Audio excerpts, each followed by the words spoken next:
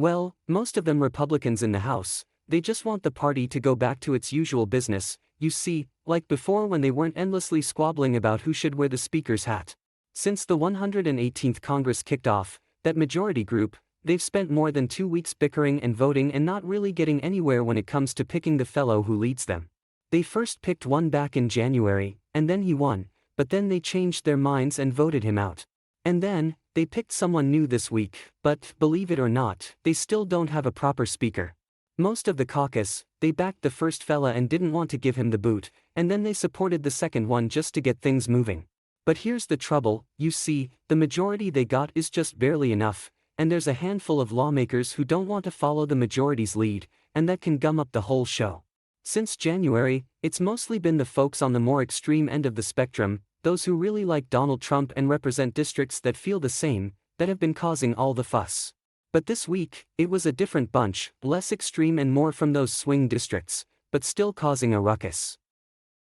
There's about 220 of them Republican conference members who've been voting on this speaker business all year, like whether this McCarthy fellow should be in charge, whether he should be kicked out, and whether this Jim Jordan guy should take his place. Now, most of those 220, they played along with the party's wishes, thumbs up for McCarthy, thumbs down for his eviction, and thumbs up for Jordan as his replacement. But there's 42 of them who didn't go along. If you look at these lawmakers through the lens of ideology and how their folks voted in 2020, you can kinda see a pattern.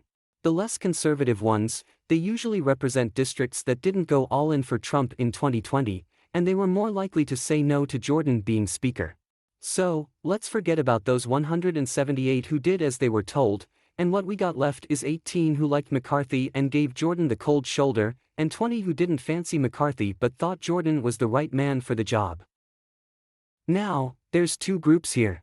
You got the more extreme, anti-McCarthy, pro-Jordan ones in orange and the less extreme, pro-McCarthy, anti-Jordan in purple. Both groups are big enough to throw a wrench in the works and prevent the majority from making a decision. Seems like it's been the orange ones who've been causing all the headaches most of the time. McCarthy's win in January, it was about keeping them happy, even if it meant giving them the power to vote him out later.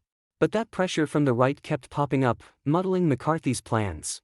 This week, it's the purple ones who blocked the new speaker, mainly because it's politically risky for them to back a fella as ideologically extreme as Jordan, especially in those swing districts. Plus, the orange folks being a thorn in the side all year, that didn't help matters none. When you compare the two groups, you can see the orange ones are more extreme and more Trump-friendly. As for those who said no to McCarthy in January, that orange blob up top, they're the most ideological of the bunch. Now, if we talk about this Buck fella, he's a bit of an odd duck, a purple dot in a sea of orange. He didn't back Jordan because Jordan wouldn't admit that the 2020 election wasn't stolen. See, most House Republicans, they voted against those Biden electors in January, showing their loyalty to Trump.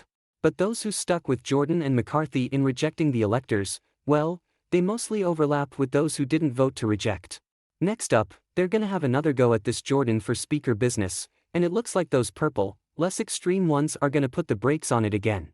So, the question that's been tormenting the House GOP all year, it's still hanging in the air. Who can both of these groups get behind? Anyone?